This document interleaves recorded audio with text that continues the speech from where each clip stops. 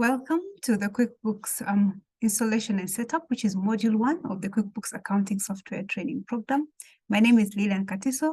I'm a financial management consultant and QuickBooks trainer with Zaddock Associates. So we are going to go through Module 1, which is going to be Installation and Setup. Now, in terms of managing expectations, you have to be able to know that QuickBooks has things that it can do for you, and there's some things that you have to find how to navigate around, okay? And one of them is the payroll. For the software that you're going to use for the practice set, the payroll function is a separate subscription. And as we go through the step-by-step setup, we're going to show you how to navigate around the different needs that your business might be able to have. And in defining the reporting needs so that it suits your business properly, we'll also take you through the step-by-step setup on how to do that. And as we go through the software overview, we're going to show you tips and tricks on how to make it easy to navigate around it and have fun while using the software.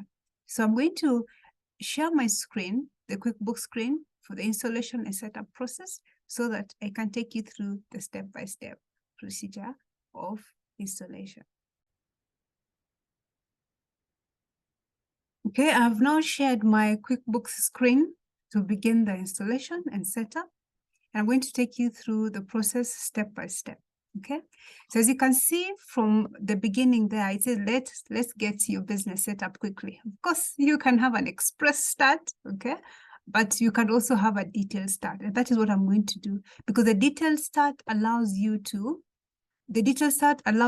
customize your QuickBooks step by step to suit your needs, okay?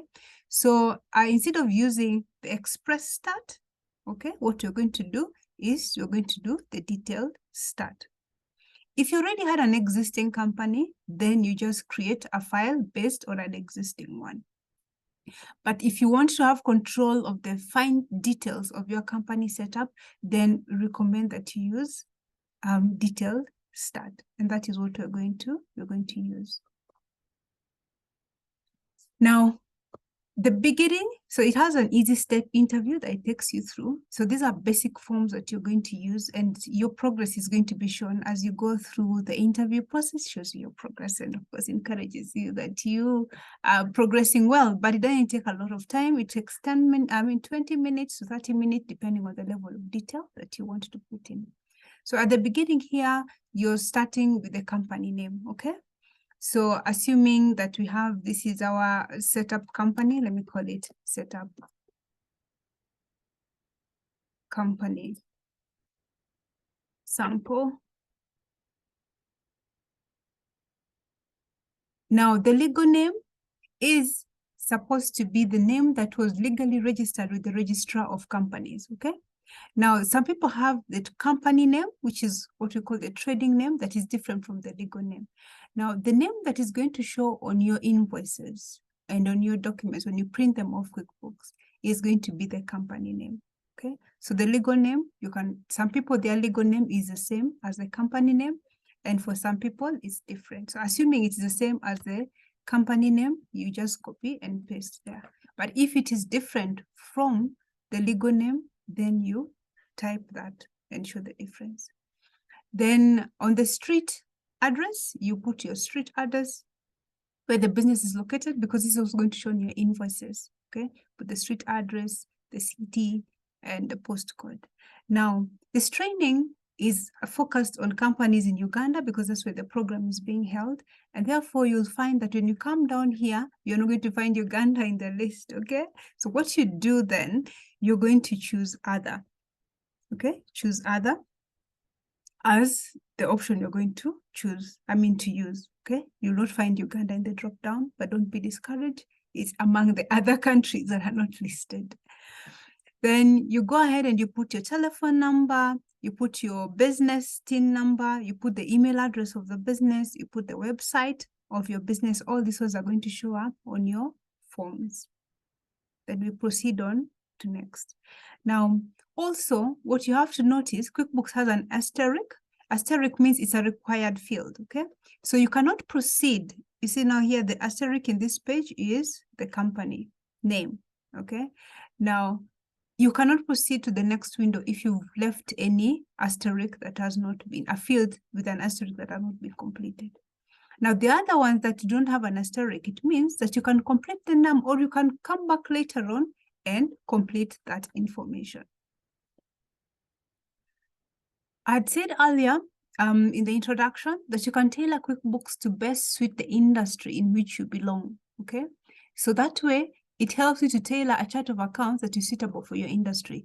If, for example, your business is an accounting and bookkeeping business, the chart of accounts is going to be totally different from a business that is in agriculture, farming, and forestry, or from a church organization might have offerings and tithes, which you may not be having in your business, or an estate agent. It's going to be different, okay? So you have to go through the list and see which one is the most applicable or closest industry to your business that you want to set up. In the event that you can't find anything that is suitable for your business, then you choose, is it a product-based business or a service-based business, okay? Because you're going to set up stock, I'm going to choose product-based business. So once I've chosen the product-based business, I go to the next step. And at this point, you select how your entity has been set up. Is it a sole proprietorship? I mean, rather sole trader here, it's the same as a sole proprietorship in another word. Is it a partnership? Is it a limited company? Is it a non-profit or other? Okay. If you are not so sure which one it is, you choose other. But in this case, I'm going to set up a limited company. Then we proceed on. Then it's very important to define when your financial year starts, okay? Because what happens with QuickBooks, when you define the beginning of your financial year, what it does is going to count 12 months from that month. So in this case, if the financial year is beginning in January, it is going to count 12 months from January and close your account in December. In Uganda, the financial year runs, the government financial year, and therefore most companies' financial years run from July to June. In that case, you'll have to come here and choose July, okay, as your financial year, and then it runs up to June, okay, to cover 12 months for that period, okay? I'm going to leave January for this one. Some people set up their financial year to be calendar years as well. It's important to put your administrator password, okay? The reason for putting an administrator password is so that you are able, as the administrator, there's some functions that can only be changed by the administrator. So you are the one who has the privilege to change some of the settings and not other users able to change those settings. So it is important that you set up a password that, of course, you can remember. There's someone who set up QuickBooks for them in another country and then they forgot their password, which of course became tricky. But also don't make a password that is too easy for you to, for everybody to guess. You can also set up and change your administrator password later if you don't wish to do so now, okay? And then also the thing about passwords and the users, because QuickBooks has an audit trail, it will be able to know who posted that data, who edited the data, who deleted the data based on the user names that have been set up in the system. Once all that is done, then you can be able to continue to set up the file. You choose where the information is stored in QuickBooks. Now, if your company file is a shared file means that you have more than one user using the same file, then you want to store it in a central place where other people can be able to access. But if it is only you who is using it, like in this case for this particular training, I'm using my computer, I'm going to save it on my file, but not on the C drive or any other drive that is not prone to viruses. Okay, so you're going to choose where the company file is going to be stored. And in this case, it gives me different options of where to choose to store my company file. Now, if you are networked, you're going to choose here a network location to save, or you can choose my PC, your PC, and you choose where to set it up on. So if I choose my PC, I go to my drives. I have a C drive and a D drive. I normally recommend that you put on a not a C drive, because that's where most of the program files are. I mean, your Windows files and all those different things are in your C drive. And so that if you get a virus attack, you're prone to that. So let's put it on my F drive. Yours can be a D drive or any other drive, okay? So I'll give it a name. So this is a training file. Just move this up. So I'm creating a new folder and I'm calling it Setup Company.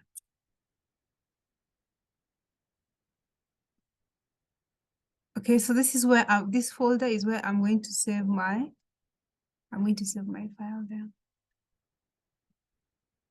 Now, where you saved your file, other users that you're going to set up, because QuickBooks has a multi-user function, they will be able to map them. Your IT person can help you to map them to be able to access the same QuickBooks.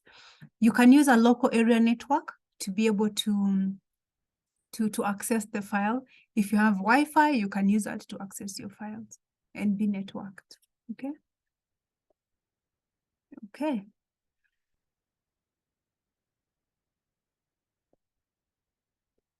So now we are able to continue with the next customization steps of QuickBooks to meet your business needs.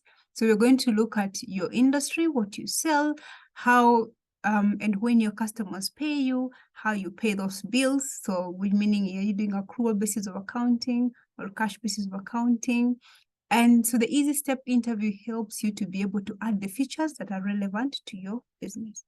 And notice, in case you run out of time, you can leave and come and continue later on.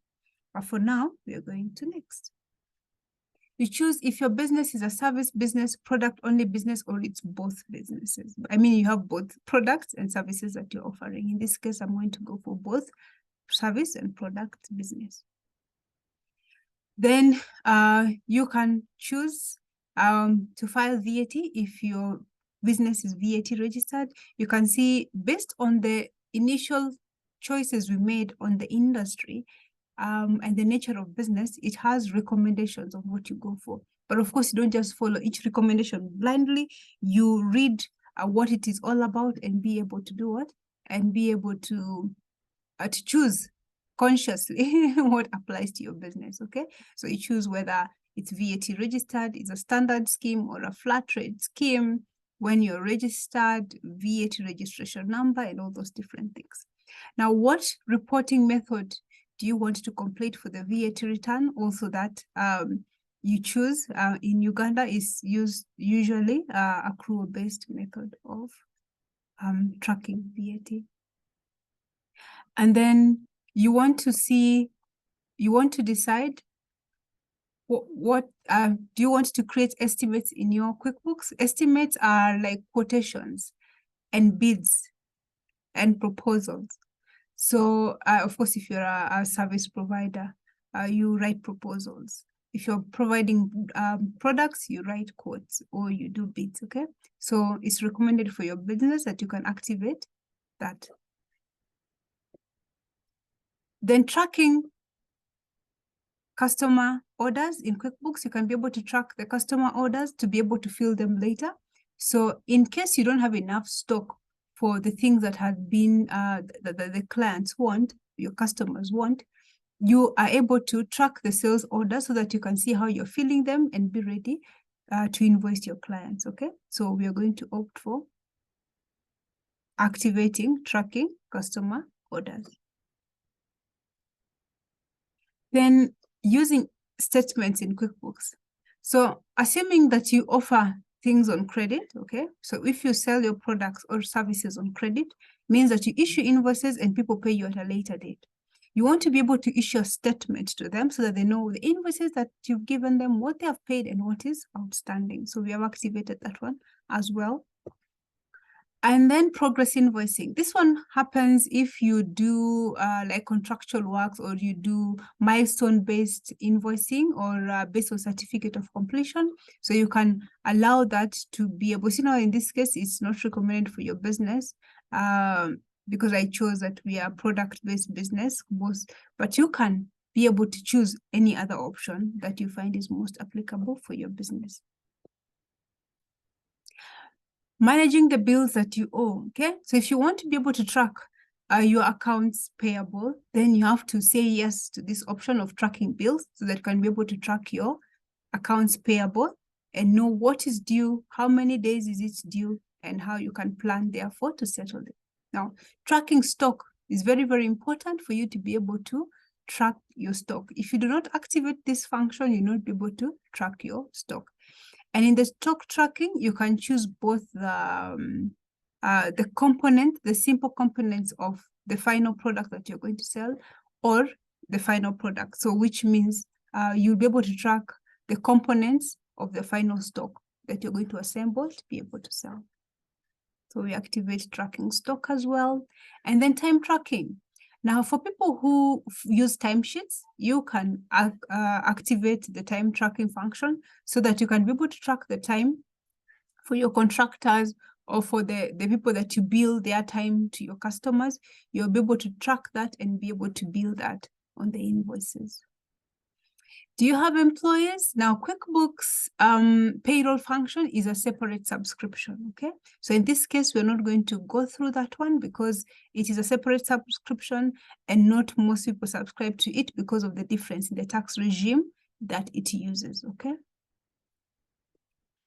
And multi-currencies, yes, the good news is that QuickBooks can be able to track for you multi-currencies. If you're dealing with more than one currency, QuickBooks allows you to track all the currencies that you use for your trade, okay? So you're going to activate multi-currency. And when you activate multi-currency, you have to remember to choose what is your home currency. Your home currency is the currency for which you generate your reports, okay? And you remember, once you've chosen a home currency, it cannot be changed. I've seen some clients who make a mistake when they're setting up.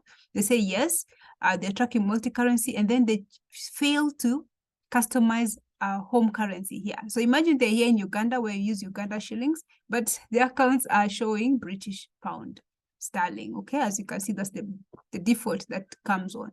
So what you'll do, assuming you're a Ugandan-based business, you click the drop-down, view more currencies, and when you go to view more currencies, you can scroll down to Uganda, or you can type up there and until you go to where Uganda is. They're alphabetically arranged. So you go to Uganda shilling, okay? Then it asks you, Uganda shilling is an active element. Would you like to use it once or make it active? In this case, you're going to make it active because that is the home currency that we use in Uganda for filing returns and computing taxes as well. Then using accounts in QuickBooks, yes. So the next step will help you to set up chart of accounts, categorize your income, expenses, and also be able to track how you're going to generate reports for your business, okay? So we're going to go through the setup for your chart of accounts. And in this place, you have to choose what is the beginning date that you want to track your finances. Yes, we said the financial year is starting from January, and you can see it gives you an option of starting from the beginning of the financial year, which is 1st of January. We are in 2023, so that's why it's giving us that one, because I said our financial year starts in January. Then you can use a date other than that. You can say, I want to start on a particular day in the last year. So you have an option of choosing that particular date. You can go back and say, I want to start posting, I don't know. So assuming that your financial year runs January to December, but your business started last year in November, for example. It doesn't mean that you cannot track your transactions from November to date. You can. You just choose when you want to start tracking those transactions, because some businesses start a month that is different from when their financial year falls through. So you end up having a long or a short accounting year, okay? So in this case, we're going to opt for the beginning of the financial year. And then this is your chart of account. So it gives you options of what it's going to, based on what we had chosen as our industry, it gives options of what we should be having in our chart of accounts for the different income accounts, the cost of goods sold related to those accounts. Then they have all these expense accounts. So they have the expense accounts, and then they have also the other income account, the fixed account, all these accounts that you can be able to customize later on for your business, okay? So you see fixed asset account, other fixed assets, based both the cost and the depreciation. Of course, the upper one will end up being the net book value, okay? So you can choose The ones that are ticked, it means that that one is already going to be there. If it's not ticked, you can always tick whatever you want. If you don't want it, you can always modify your chart of accounts anytime after completing this interview. Okay, so worry not. Don't overstay here. If you want to tailor your chart of, or you already have your existing chart of account for your business, you can be able to change this to mirror your existing chart of accounts. Okay, congratulations. You have a company file with the customized settings for your business. And of course, that's not the final customization. We're going to continue the customization as we go to setup.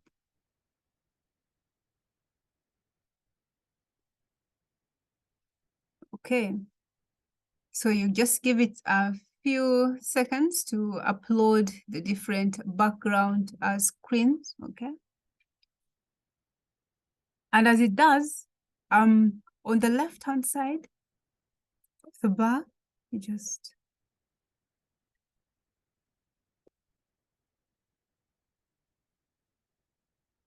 okay.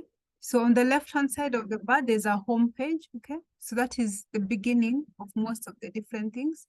When you go to the home page, okay, it has fully loaded now. And it tells you, now you have got your company file, you can add the other information, okay? You can add the people you do business with, you can add the products that you sell, you can add your bank accounts and all those different things, okay? Or you can opt to start working. So we're going to start working and then customize as you go by, customize the different things as you go by. You just continue to start working, okay? Okay.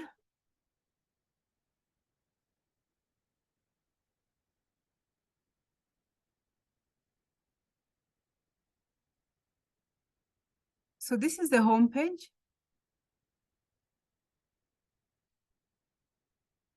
And further settings and customization, you can do further settings and customization through here, the file window, okay?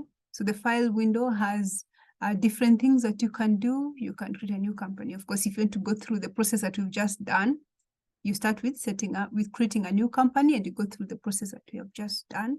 Or you can create a new company from an existing file. You can be able to do that. Or you can open and restore a previous, an existing company, open a previous company, then you choose from the different companies that you've opened before. You can open, create a backup, you can create a copy. You can switch to multi-user mode. Right now, I'm on single user mode and no one else therefore can access the file other than myself.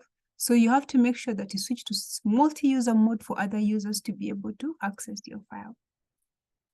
And then you can import data and export data.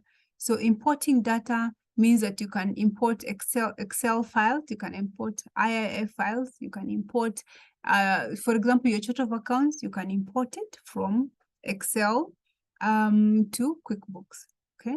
If you already have an existing chart of account. And of course, you can export other lists from QuickBooks to Excel as well, okay? And you can send your company file to an external source, or you can backup and send the backup file. So on the edit tab, you can be able to use the register, which is the cash or the bank register, or what we call the cash book. Of course, there's a calculator for you to use. There's a find function that helps you to find different things in QuickBooks. You're finding a name, an amount, all these different things you can search. But here on the preferences section is where we're going to do further preference editing.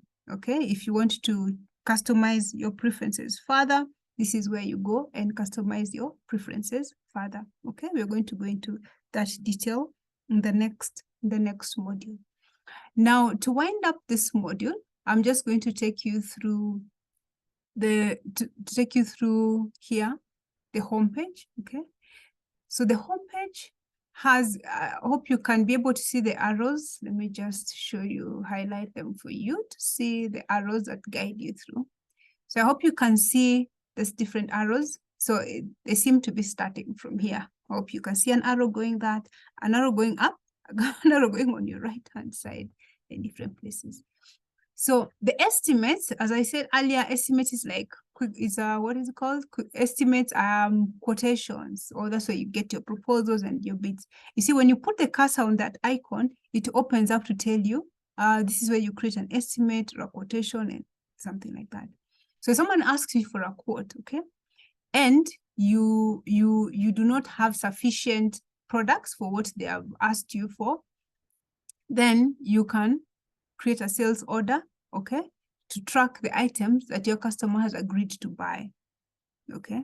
And assuming you need to buy some more inputs for you to fulfill that order, you can create a purchase order, okay? Create a purchase order and submit it to a supplier to fulfill that order. Now, depending on your agreement with the supplier may just deliver the stock without the bill, okay? So which means you just receive the items of stock, then you get the bill later on. So you can receive the stock and then later on receive the bill and enter it against stock. Okay, that is for the stock that you received. And then later on, when you have the resources, you pay your bills. But the instances like you're paying rent, other utilities that don't go through the stock channel, then you enter your bills for outstanding suppliers from here, and then you come and pay those bills from there. Okay, so I hope you notice the arrow. You enter the bill and you pay the bills from here. Okay, you don't, if you've entered a bill, don't go jump and use the write checks window down here to pay that bill. It will not offset, it will not pay that bill. So you have you have enough stock now and you're able to bill the client. So if you bill the client, then you should be able to receive payment against that particular invoice. In the event that the client is paying cash, is a cash sale, they're not going to pay later.